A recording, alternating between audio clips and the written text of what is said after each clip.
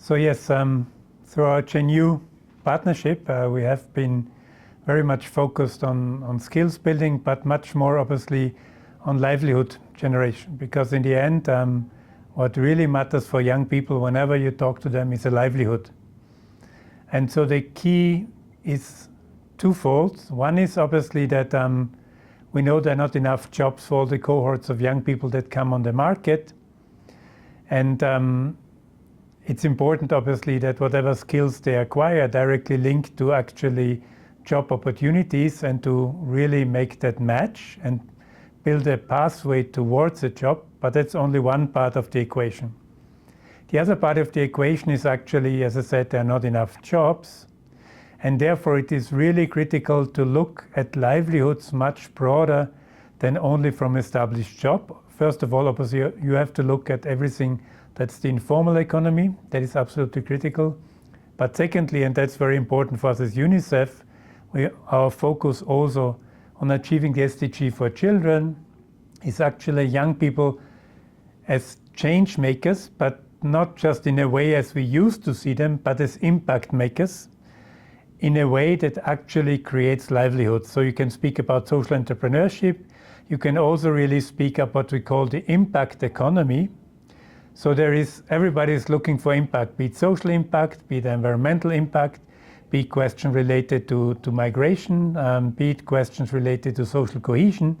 And in the end, all this impact can only be generated by the force that can drive it most, and that is young people. So really bring that impact entrepreneurship and that impact economy to the fore and make sure that young people have this pathway towards generating impact that can be monetized through impact finance, and in the end can benefit directly young people. So that is really the vision. On the one hand, obviously, to make sure that young people are skilled and connected and get the experience that is necessary to actually get into the job market where it exists. But secondly, also in terms of entrepreneurship, be it more classical, but we think even more promising impact entrepreneurship in the social space, because we have to generate that impact that will drive the SDGs in Africa, and it can only be driven by young people themselves.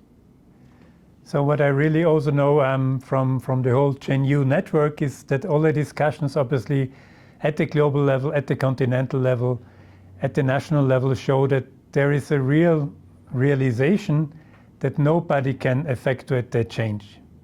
Not any single organization, and I think that's why we're very grateful for Africa Forward to bring us here together, but also bring together many other partners, like you mentioned, MasterCard Foundation, AU, obviously national players, global players. And in partnership with GenU, the important thing is it takes an ecosystem. Yeah, it takes an ecosystem and it takes trust building. Yeah, so in the end, we all have to realize, and it has to be facilitated, that basically collaboration is incentivized over competition.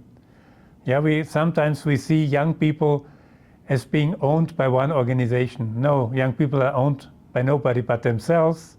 And in the end, every organization has to come together in that ecosystem in a way where the young person is in control, that he or she can choose where they want to go, and they can go from one partner to the next, but in a way that builds a life story, in a way that builds a pathway where everybody contributes to the greater good, where everybody contributes to this rising of the young people in Africa. And this can only be done through partnership. So we are very happy to be in partnership as GenU, as UNICEF, with Africa Forward, with the AU, with many other partners that are coming around the table, such as SAB, who are very prominent today, such as the MasterCard Foundation. And I'm only mentioning a few. And obviously, I think most importantly, all these grassroots organizations that really do the work on the ground. And without them, we all at big organizations can do nothing.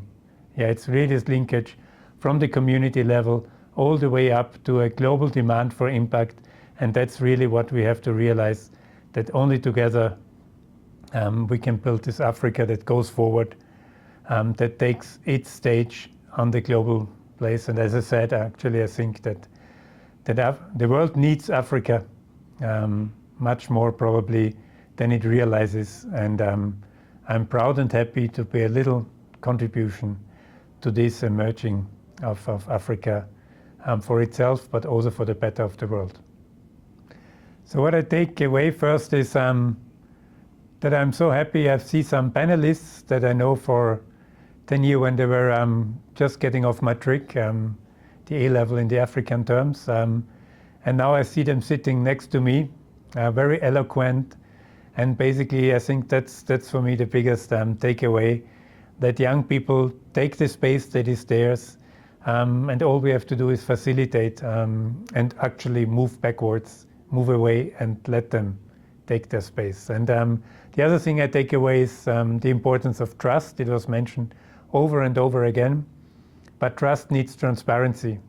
Trust needs a clear understanding of win-win situations, and for the common good, alignment with one clear mission, with one clear value-based framework. And it's nice to see that this is being realized in a bigger partnership that's really an ecosystem built on trust. And but in the end, it's built on trust, but it's powered by young people.